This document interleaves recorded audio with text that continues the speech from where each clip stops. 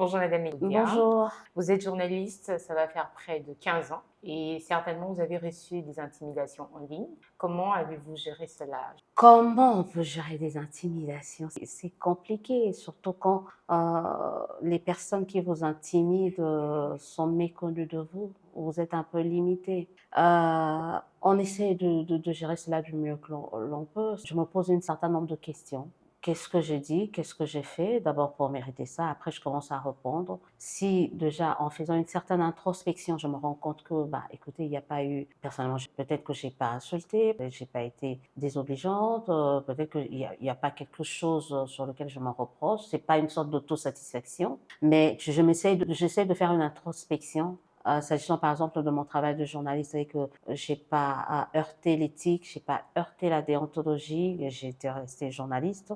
Je suis en paix avec moi. J'essaie de gérer ça le plus calmement possible. La peur dans l'intimidation, c'est de savoir que derrière la personne qui te menace, c'est peut-être un passage à l'acte. Et c'est ça, peut-être, qui crée la peur. Et quand tu essaies d'intérioriser tout ça, et que tu te rends compte que ce que tu fais, c'est que ton travail, tu te dis, ok, c'est bon, avec ou sans intimidation, j'avance. On va rester dans l'intimidation. Il y a un extrait de votre interview avec le ministre Moutamba qui circule sur les réseaux sociaux. Est-ce que vous pensez que si l'échange était mené par un journaliste homme, ça aurait été différent, l'impact sur les réseaux sociaux?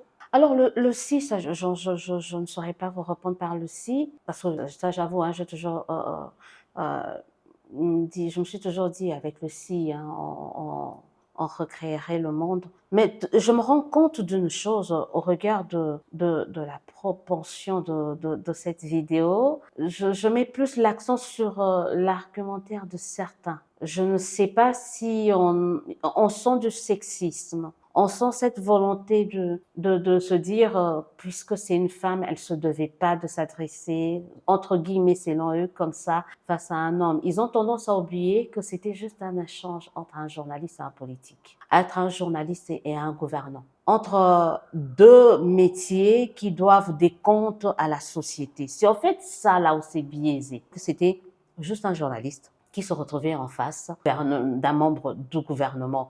Et du coup, moi personnellement, j'ai eu cette impression-là qu'on nous a, moi j'ai été ramenée à ma nature de femme, à ma nature, certains essayent aussi de me ramener, et j'essaie de comparer ça dans cette société un peu patriarcale dans laquelle nous essayons on vit, hein, dans une bonne partie de notre pays, on a du mal à accepter qu'une femme aussi peut dire non. Non, je suis pas d'accord.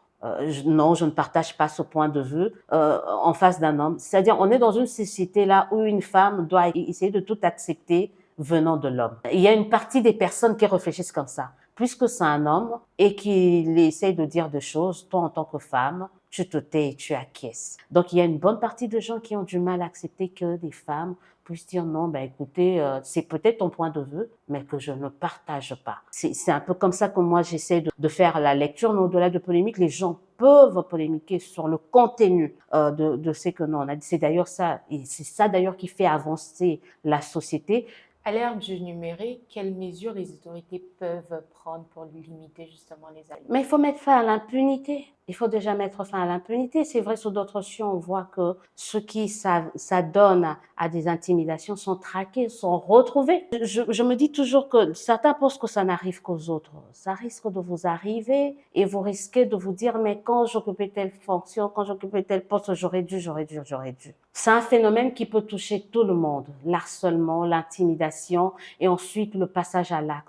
Tout commence par la parole. On ne peut pas continuer comme ça à minimiser des menaces, les harcèlements en ligne. Ailleurs, sur d'autres cieux, comme je le disais tantôt, on ne laisse plus quelqu'un dire n'importe quoi, n'importe comment.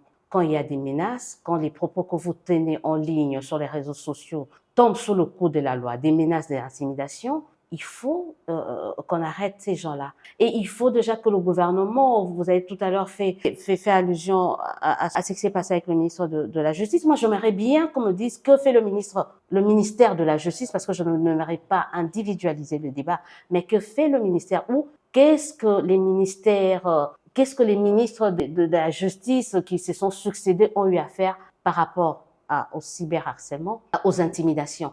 Il faut qu'on nous dise. Faut pas attendre que le pire arrive pour qu'ensuite vous pouvez. Non, il faut qu'on nous dise qu'est-ce que la justice fait. C'est vrai que les lois sont là. Il y a la justice qui prévoit. Mais quelles sont les réformes également qui ont été menées dans ces domaines? Et qu'est-ce qui a été fait? Combien de ceux qui ont eu à harceler, de ceux qui ont eu à intimider ont été arrêtés? Moi, j'étais bien contente de voir que pendant toute cette période où notre pays est en pleine agression, on a appelé tout le monde à se sensibiliser, à dire il faut lutter contre l'agression, parce qu'on sait qu'il y a beaucoup de choses qui se faisaient sur les réseaux sociaux par rapport à cette agression-là et qui mettaient à mal ici notre gouvernement. Mais alors pourquoi on ne peut pas développer des stratégies et mettre en place également de mécanismes pour essayer de mettre fin à l'impunité sur les cyberharcèlements, sur les intimidations en ligne? Au-delà de ça, il y a une formation également qui doit être faite également. Moi, je parle en tant que femme.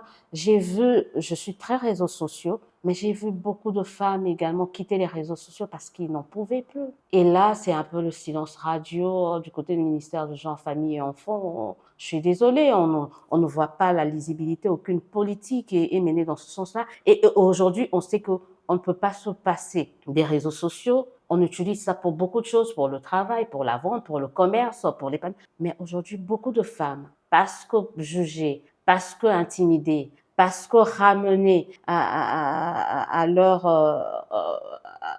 leur sexe comme ça, parce que traumatisés, parce que insultés, ils ne peuvent plus essayer de développer calmement et sereinement leurs activités. Il faut également tenir compte de cela. Donc, il y a cette impunité, il y a la formation. Et cette formation-là, elle doit être continue. Pour moi, elle doit commencer de les bas âges. Parce qu'aujourd'hui, certains ont découvert les réseaux sociaux à l'âge adulte, mais on a des enfants qui, eux, sont en train de découvrir les réseaux sociaux dès le bas âge. Et dès le bas âge, on doit apprendre aux enfants l'utilisation des réseaux sociaux, mais il y a également un problème mental qui va être fait, parce que moi, dans ma tête, je me dis, on n'interdira personne de te haïr. C'est quelqu'un qui veut te haïr, il va te haïr. Quelqu'un qui veut te détester, il va te détester. Mais toi, comment tu réagis? Donc, ce réarmement mental, surtout de la jeune fille, qui doit se dire, tu es femme, tu es fille, mais tu n'es pas moindre dans la société. Tu ne te laisses pas dicter. Tu ne te laisses pas orienter, tu as tes convictions, tu dois le faire valoir. Merci pour ces échanges. Merci.